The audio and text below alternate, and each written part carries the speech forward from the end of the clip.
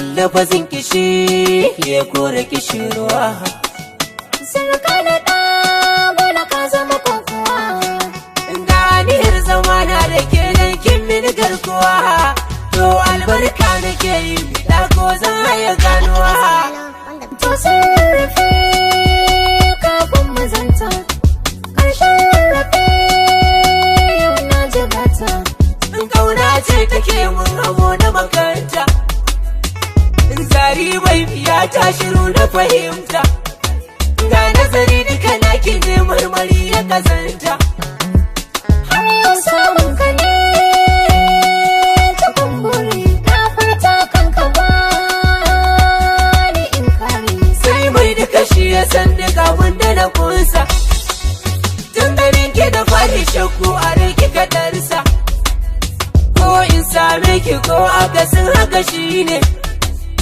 Ban ka sako na zama hanzari na sananne, ko zan maka kuskure tun rufe akasi ne.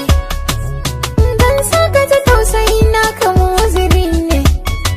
Inda yana rika sharadi ne. A rashin kinan hadari ne. Ban zama so inda shaguna fahami ne.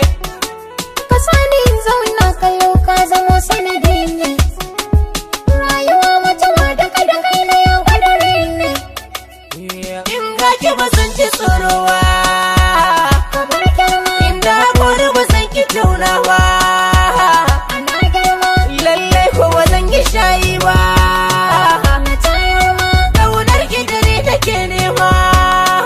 Haɗa rana. Zarar kai magana cikin jikina ka jinta nake. Akwai kallo Na gamsu da zuciyata cikin mararin ka take. da na bullo. Auna tauna asalin batu na yabon ka nake. Dai zullo. Tuna ban kaɗa tasiri na kai ne na kwana. Mun tashi lafiya dan jiya nai waraka. Hakin bani kin kuma mun yi shirin mu daka. Yaushe za mu daddaka dan na kure a daka nima. Mai yi mana ɗan kira bar shi ya sha wahala shi ma. Mai taken bakan yi zo bai yi kama